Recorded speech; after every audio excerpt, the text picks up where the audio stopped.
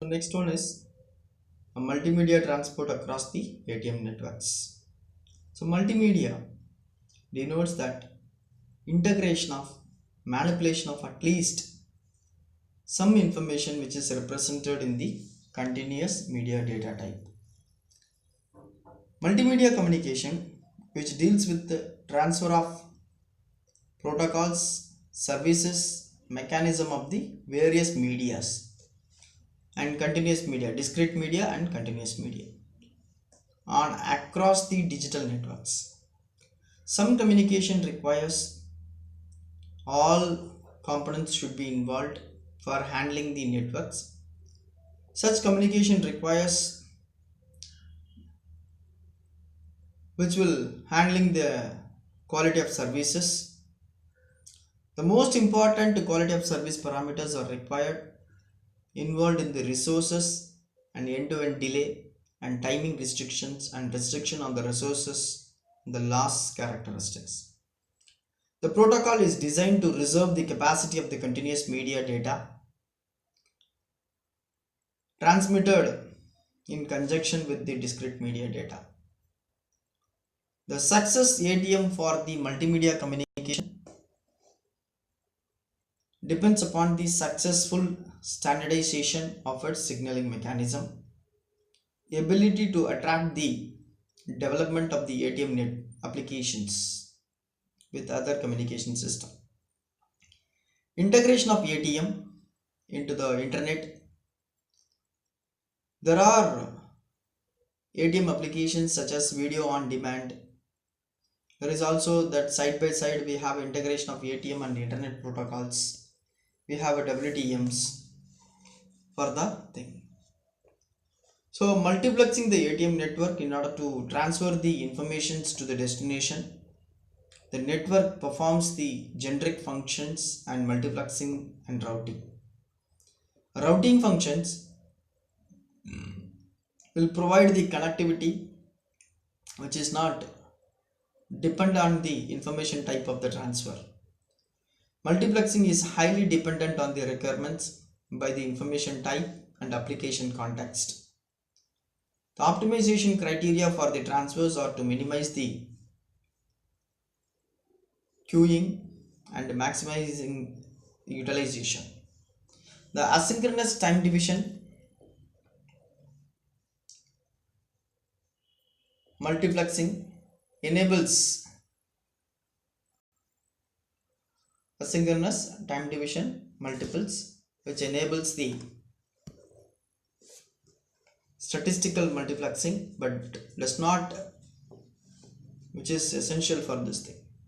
So statistical multiplexing has been successfully used for the data communication for 3 decades, and more recently the radio networks are used with the spread spectrum techniques.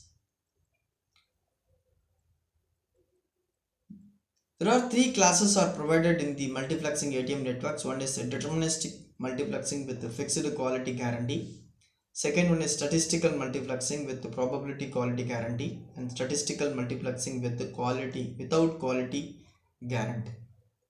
So multiplexer can be modeled as a finite capacity of queuing system with a buffer size on one cell server with a fixed output rate. In frame interleaving scheme, the information of each video source is multiplexed in the unit of frame. In cell interleaving scheme, the multiplexing process is performed in the unit of cell. Assumed to be all the sources are transmitted in their peak rates from source to the multiplexer. Queuing model, the 2-layer coding multiplexers are used, which is managed to push out the strategies that allow the buffer to the fully shared by the both traffic layers. Cells at the secondary layer are last if the number of cells are both primary and secondary layers are greater than the buffer size. So you have to consider the buffer size also. The cells at the primary layers are last when the total number of cells in the primary layers is greater than the buffer size. So multiplexer places the incoming cells with the common buffer with the capacity and transmits across the channel. So when large number of video sources are multiplexed, then we are using the algorithm called Poisson arrival process. Next one is a video delay in ATM networks. So informations are delayed in ATM network because we are considering the asynchronous transfer. This delay will not be the constant one, even it is not deterministic. This delay has to be considered in the end-to-end because the delay limits is posed by the application. The video signals are delayed as a protocol function which are executed when the signal is transmitted across the network. So we have the set of instance may cause in the end-to-end delay. One is acquisition and display of video, encoding, rate control and decoding, segmentation and reassembling the protocol process, wave propagation and transmission, then queuing. So the acquisition is nothing the time that it takes to capture the field or a frame depending upon the scanning. To digitize it, to perform the scanning, like either interlaced scanning or progressive scanning. Interlaced in the sense, so each row, first odd number of rows will be scanned, then even number of row. That means the screen is having more n number of rows, so that can be splitted into odd number and even number. First odd number will be scanned 1 3 5 7 like that, then even number will be scanned in microseconds. Progressive in the sense 1 to n it will be scanned in sequential manner. So the reciprocal function are performed before the display. If there is no scanning, conversion is taken place, then the delay can be order of single pixel instant. So the here we are talking about the protocol processing. It's a major cause of delay, which includes the framing of information, calculation, checksums and address lookup. In general, the protocol should be implemented to reduce the maximum delay and maximize throughput.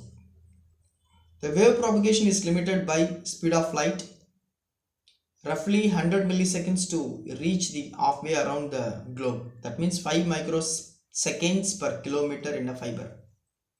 The transmission time is the length of the packet or a cell on a transmission line. So wave propagation determines when the first bit of the packet reaches the end of the transmission line.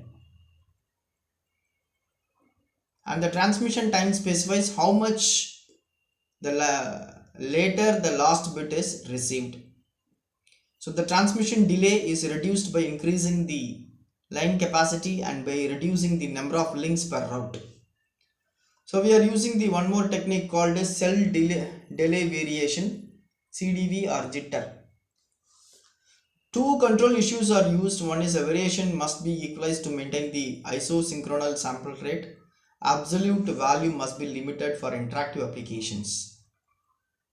So we have to control the issues regarding that variations, and errors and losses should be minimized in order to compress the signal.